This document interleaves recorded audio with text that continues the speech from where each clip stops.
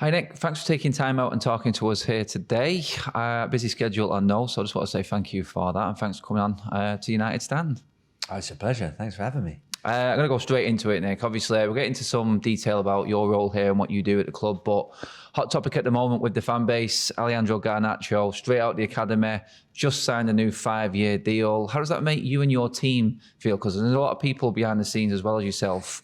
How does that make you feel seeing that with an academy player coming straight out? 5 years, it's like the pinnacle, starting out at the academy at a young age and then getting that big deal in the first team. I guess an enormous sense of pride. That's our number one driving force, is to try and help young boys achieve their dreams of playing at Old Trafford. So when it happens, it's pretty magical. The academy is about more than just debuts, and we'll probably talk about that. But certainly the big driver for us is, can we help young players go and contribute to a successful first team?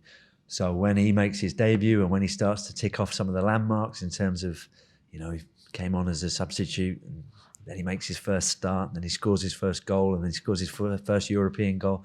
Each one of those little moments is unbelievably satisfying for, first and foremost, him, his family. You've probably seen the footage of his family on his debut, kind of in tears, and quite rightly so. Watching your boy achieve those types of things is pretty incredible, isn't it? But obviously for the staff that have either worked to bring him to the club or have worked to support him in making that breakthrough, it's the reason that we all come to work. It's the reason that we're in this type of work, is to help young boys do that type of stuff. So it's incredible. Yeah, it's like you said, to pick up on something you said then when you say, that's my boy. It feels like it's like a family. Is that what you sort of tried to build here at the academy? Like, they feel like they're your own, like you take them under their wings at an early age, you nurture them through. Is that what it's all about for you? Yeah, I mean, if you were to come and spend just an hour around the academy, what you would sense, or what I hope you would sense, is that, yeah, all of our staff are experts, either expert coaches or physios or analysts or sports scientists. But sitting beneath that expertise is just a passion for young people. And we're passionate about all the kids that we work with. So some will make debuts, but they're in the minority. So it is a real family feel. And we all feel a great responsibility for helping young boys to get on in life. We want to set them up for an amazing adult life. For some, that will be on the pitch. For some, it will be not on the pitch. For some, it will be at United. For some, it will be at other clubs. But we're all wired up to help kids achieve whatever it is that they're capable of.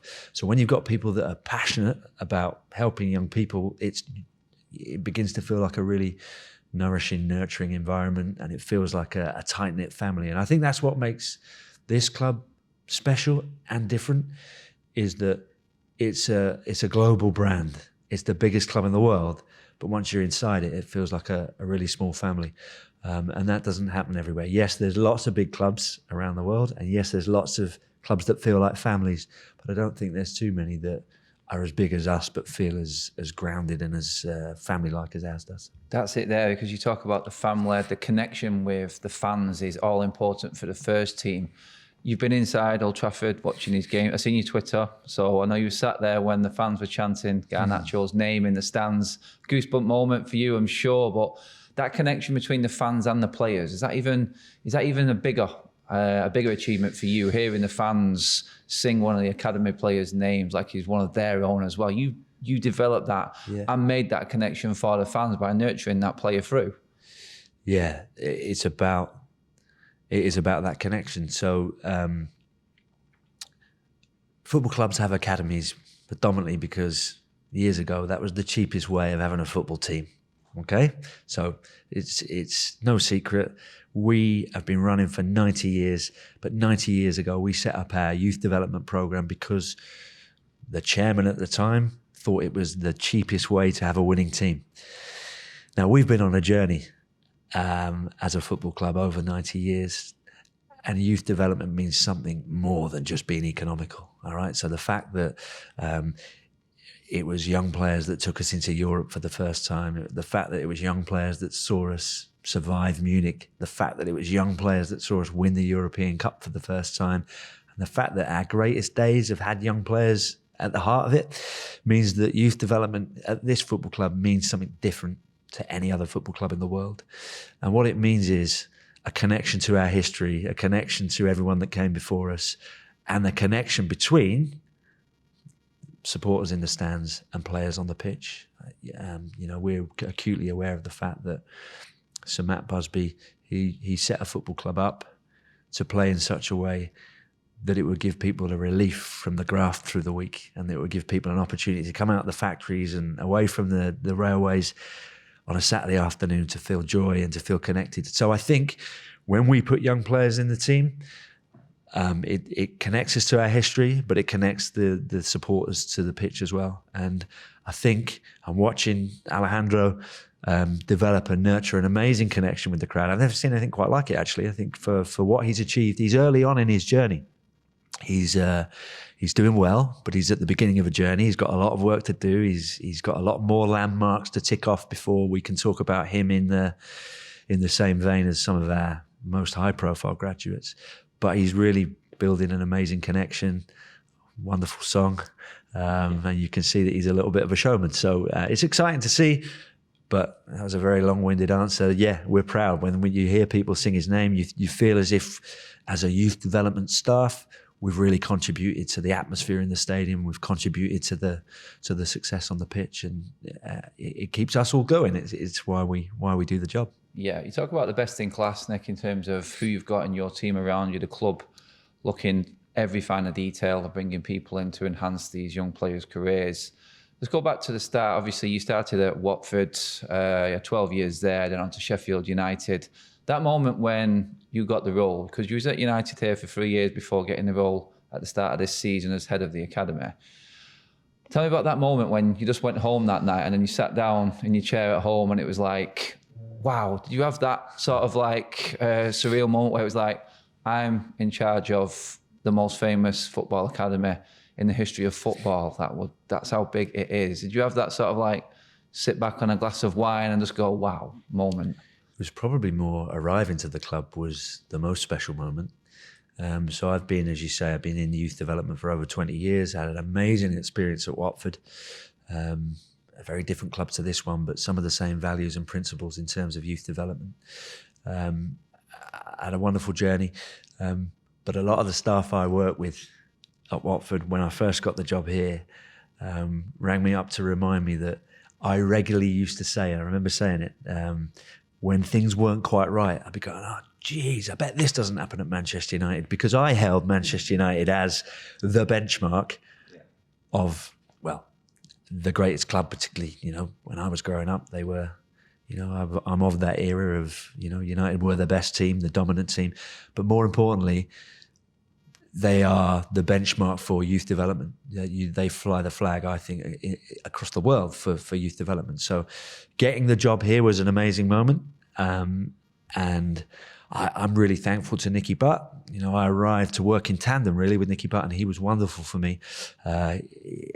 He's a great football knowledge, a great person, but was really, really supportive of my arrival to the club and helped me. It's not an easy club to arrive to, right? It's a juggernaut of a football club. There's pressure, there's a spotlight, but to have Nicky kind of by my side, helping me arrive, supporting me to find my feet at the club was incredible. But in terms of the change of role, it was a nice moment actually. So when and I'd known it was coming for a while, it takes a bit of time for the news to become public, but I'd known for a while. I actually was out for dinner with my family. We're in a local pub, and I got the moment where your name goes across Sky on the yellow bar at the bottom, and you could see people in the pub reading the yellow bar. And it was quite a nice moment, because this football club on a regular basis throws up experiences that genuinely make you have to pinch yourself and think, is this really happening? And I think if you work at this club and you're not having moments where you think this is incredible, then you need to get out. It's the wrong football club. It's a special place. It opens doors that no other football club could. It creates moments that no other football club could, and they happen regularly. I've had moments this week where I'm like, wow. And I think that, you've got no soul if this football club can't stir those sorts of emotions in you. So it's a privilege. I believe that this is the greatest place in the world for youth development. So for me to have the opportunity to support a group of staff, to carry the legacy on of youth development at this football club is amazing. And I believe I've got the best job in the world, and I love it. One of them moments could be when the awards for the under-18s, under-21s were being unveiled last night at the game at Old Trafford. One of them players also has made his first team debut in Kobe Mainu from the under-21s this season. The under-18s and under-21s have fed each team and the progress of each. Obviously, you've got under-16 players coming through as well into different age categories. But to be there last night handing out the awards to the likes of Kobe Mainu, and then knowing that that player has also been involved in the first team squad, regularly trained with the first team players as well this season. Big moment for a young player. And you just look at that and go yourself, do you look at it and go, that's my job? That right there is one of them moments that I came into Manchester United for, to see that young player in front of 73,000 home supporters getting that award and knowing that he's already stepped foot on that same pitch as them first team players behind him. Yeah, it was a really nice moment last night. Both Kobe and Dan's families were up in the director's box. They were having a wonderful evening. Obviously, they're really proud of their boys. For me to be able to stand with those boys on that pitch and present them with a really prestigious award, and you could probably see us on the pitch. We're looking at the shield that they get presented with, and you go down the list of names, and they are following in the footsteps of some greats, right? Any great young player that's ever come out of this academy is on those two shields. So that was a nice moment. But I'm really mindful of the fact that, this is a relentless football club. And you kind of look at Marcus and you go, right, that's the top tier of youth development. He's in the squad regularly. He's established himself. He's leading the team. He's almost now the senior player. He's scoring regularly. He's performing well. And that's a job well done. The next tier below is, I'm looking at Alejandro. This season is his breakthrough season, really, isn't it? He's starting to establish himself in the squad. We hope that he's going to contribute in the future, but there's a lot of work to be done, and he's still young and he's still developing. There's a lot of expectation on him, but he's got some distance left to go to get to where Marcus is at. And then the nature of all of us in the academy is that we're always looking forward to, okay, there's a job done. How do we get the next one in? So you're looking at the likes of Kobe going, he's really in the early stages. He's made a debut and he's just at the beginnings of hopefully following those other two that I've just mentioned on a similar journey. But again, loads and loads of support needed and loads of work to do. But football's got a funny habit of always looking forward. And sometimes you forget to live in the present moment and enjoy it. So last night was great to be able to sit and enjoy, live in the present moment and accept that there's two boys that have been with us since they were young that have, achieved great things this season. And, we hope that they can continue in the same vein and go on to reach their full potential. How are you finding the expectations at Manchester United from previous roles? Obviously, 85 years, an academy player now continuously has been in the matchday squad, in the starting lineup, in fact. The pressure and the higher expectation. Have you found that that's changed in moving to Manchester United? Yeah, pressure means different things at different clubs. So I knew at Watford, if I didn't get kids in the first team, we were going out of business. I can remember, I think, 2 occasions in my time there where we packed up on a Friday night and we said goodbye to our colleagues because we weren't sure if on Monday morning the club would still exist. So there's pressure. Trying to get kids in the team to keep the club going is a huge pressure. You're trying to keep people in work. And the fact that we managed to keep a club without any investment going through a period of time and make it right for a takeover, and Watford are a very different club now to the one I worked at, that is a great achievement. But it's a different scale at Manchester United. So you can use the word pressure. So there's a pressure to try and land kids into the toughest league in world football. That's not an easy thing to do. There's a pressure to make sure that we uphold the values and behaviours of everyone that came before us.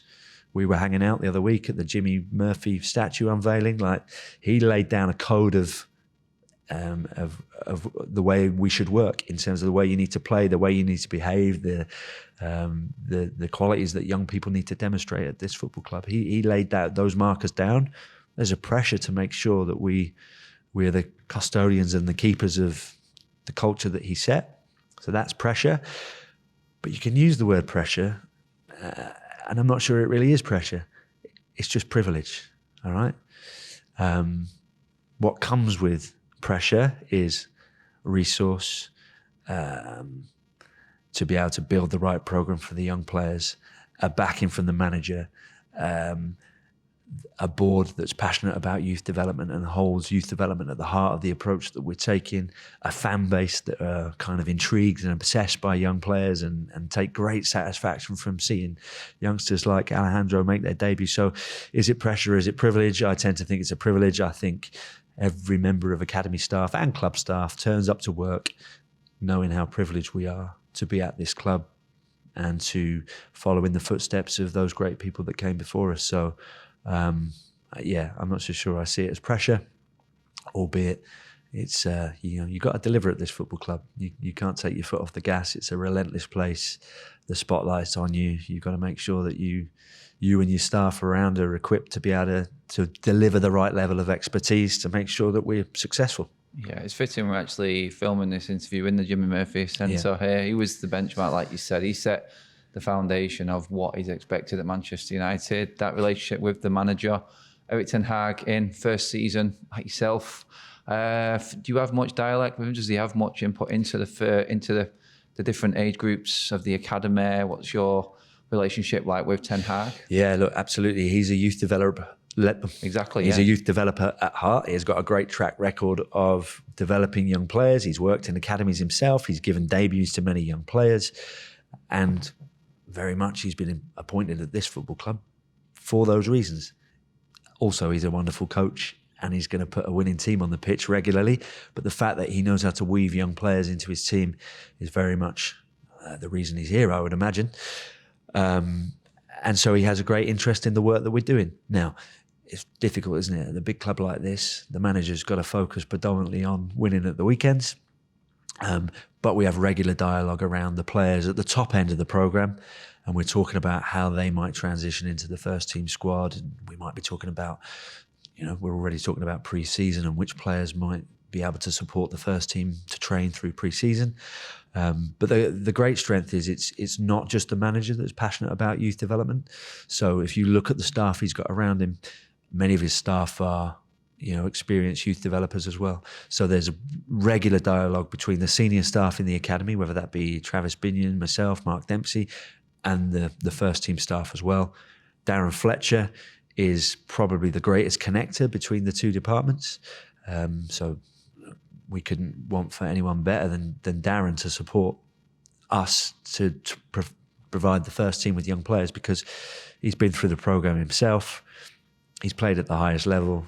He's won every trophy there is to win, and has worked in academies. And when he came back to the club, worked with young players with us for a period of time as well. So for Darren to be the person kind of helping bridge the gap between academy and first team, that's great. But you've also got Eric Ramsey, who used to be a youth developer, now a first team coach. Steve McLaren, track record of giving young players debuts. Richard Hart is goalkeeper coach, used to be the academy goalkeeping coach. So, and many of the backroom staff have gone from academy to first team. So there's lots of organic connections between academy and first team. And I think that's probably the best thing about the way we work here is nothing's too manufactured. We don't have to force stuff. It's really, really organic because there's a real belief in young players here. And so those types of conversations are conversations that people hunt down on a regular basis. Yeah, you mentioned there the team from Darren Fletcher to Dempsey to Binion, everyone who's involved with the youth setup all the way to the first team, to get a bit of insight for people to know. Is that a collective effort from all of you? Say, for instance, when you're deciding where one of the academy players goes out on loan, because this season, looking in from the outside, it's looked like it's been a very prosperous season for a lot of loanee players, especially from the academy, all doing very well. A lot of fans have said before, it's not looked like many have progressed or the loans didn't look like they were worthwhile. But this season, there's been a lot of quality loanees and high-performing loanees throughout first team and academy. Is it a collective? Do you all come together and decide now where a player is best suited, what sort of team to benefit them and their qualities? Yeah, absolutely. I think people will be astounded about how much time we dedicate to sitting, talking about young players as individuals and what their plan should be and Do we need to change the plan? Do we need to go a little bit quicker? Do we need to go a little bit slower? Those sorts of conversations are going on constantly. And you're absolutely right. It's a collaboration of, for some players who are a little bit younger, that would be the academy staff sitting, planning, working out if we need to have an intervention from the sports science team, or do they need a loan, or do we need to think about their nutrition? Or so there's a lot of planning goes off there. But as they get a little bit older, you then have to start having the conversations across first team and academy, and it's the likes of Darren Fletcher, John Murtagh, at times the manager, Les Parry is our loans coordinator. We're all sitting discussing what's the right thing for this player. Not all clubs take the same approach, but I'm a big believer that the individual is more important than the team. So what you won't see is me and the staff trying to assemble a world-beating 11 at 18s and 21s to win the league, because you know what? We're not here to win trophies. It's going to sound odd, but our measure of success is debuts. So sometimes you've got to make a decision for the individual ahead of the team. So you'll have seen some boys out on loan this season who could have featured every week in our 21s, and we might have finished top of the league in the 21s.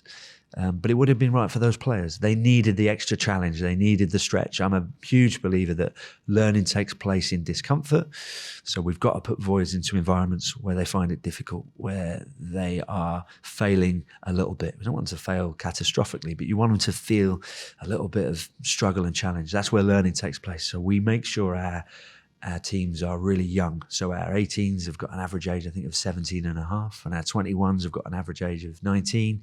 Young teams, they're going to find it difficult. They're going to learn quickly, and that's going to accelerate their learning and prepare them for senior football quicker. And then boys a little bit older, either training with the first team or we're getting them out on loan. I don't think we've taken a different approach to loans this season. We're just refining it year on year, and it's not always an easy thing to do, to identify the right club, to find a nurturing manager.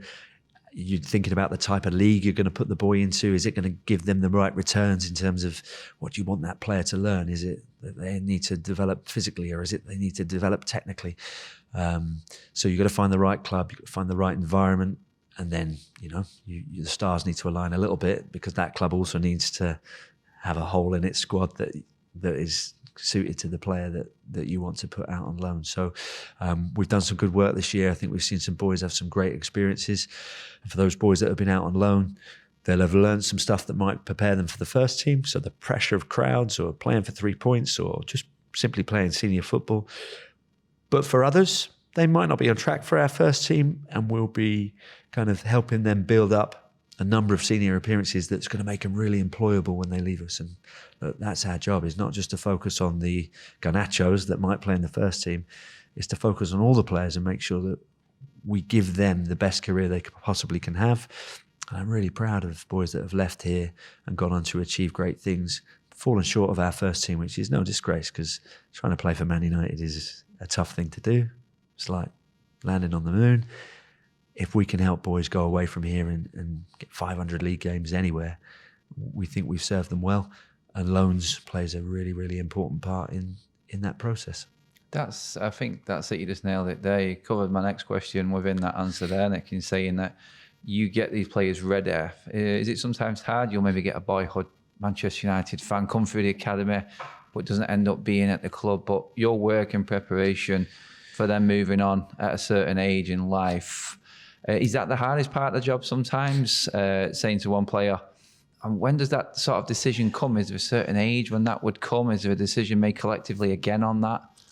Yeah, so those decisions about boys leaving the programme are always made collectively, and they happen at a series of intervals across the programme.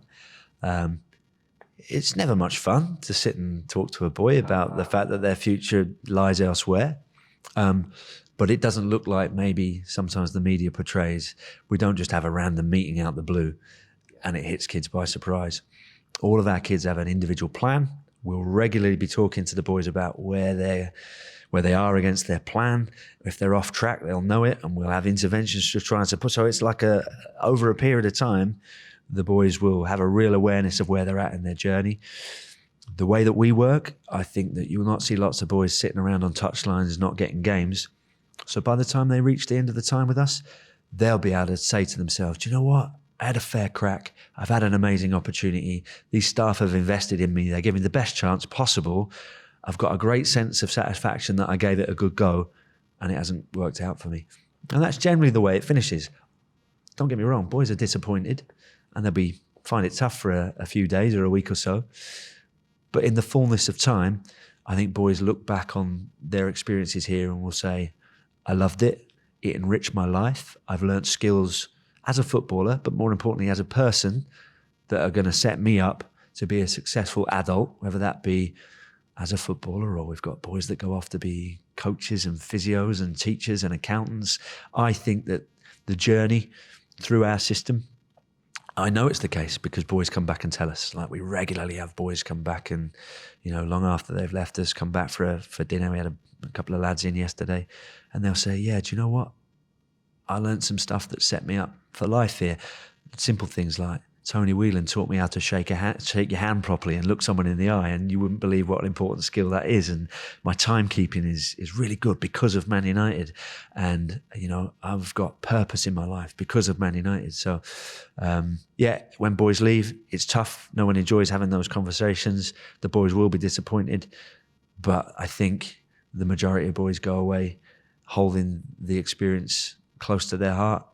We've said goodbye to a few boys, not only yesterday, they've come to the end of their contracts. A couple of those have debuted, and I promise you that the conversation that I had with them in the days before they left, long after we've communicated the decision, it was more of a kind of a farewell conversation. Those boys are going, no, I loved it, and I'm excited about what lies ahead. And I back myself to go on and achieve great things because of the experiences I've had. That's predominantly the experience, I think. Yeah, it's good for you to answer that question because, like you said, it's portrayed differently sometimes in the media. It's good to see that insight. But we're out of time. I'm going to touch on that point, actually. I think the media are quite they can look at, there's a lot of talk about boys leaving football clubs. I've been in it over 20 years. Sometimes boys make debuts and they go on to live a life where they'll never need to have another job other than football. Very, very occasionally, boys will have a tough time and they will kind of struggle as they leave.